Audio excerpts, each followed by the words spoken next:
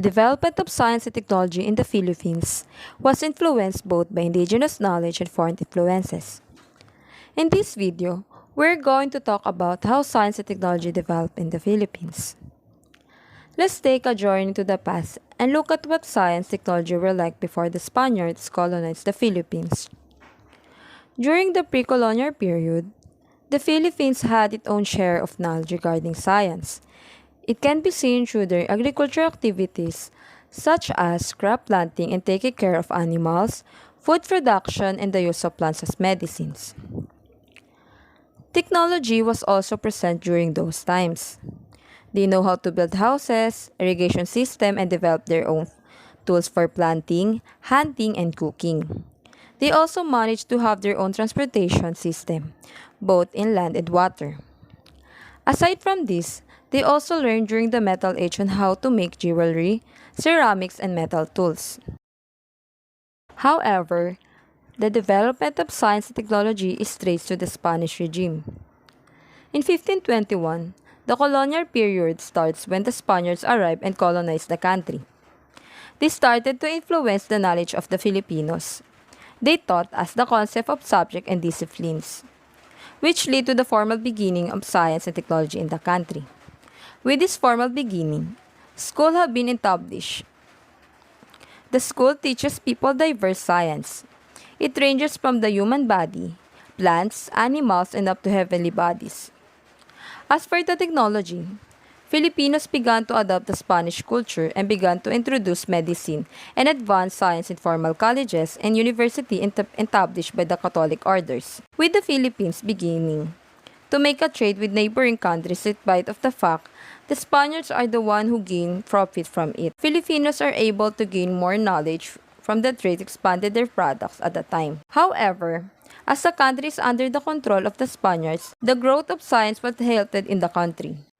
The Americans are the next one to colonize the country. They had more influence in the development of science and technology in the country than the Spaniards did. They established public education systems, improved the engineering works, and health conditions. They also established the University of the Philippines, a modern research university, and created more public hospitals. Despite the Americans turning the Philippines to become Americanized, they were able to massively improve the teaching of science in the country, and therefore created a stronger foundation of science and technology.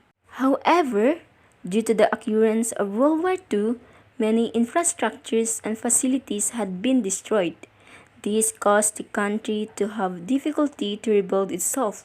The country managed to survive and rebuild some of the infrastructures and facilities, but wasn't able to build everything back to how it used to be. As the Japanese began to colonize us, they offered reparation funds for rebuilding the country. The funds were used to build institutions, public schools and facilities, transportation systems, highways, and even provide technology training and human resource development in the country. With the establishment of human resource, more people are able to become engineers, scientists, technology experts, doctors, and other professionals, which greatly helped for the further development of science and technology in the country. That brings us to the end of the video. I'd like to close the presentation by saying the Philippines proved that it is an efficient innovator with its capacity to translate innovation investments into innovation outputs. It is ranked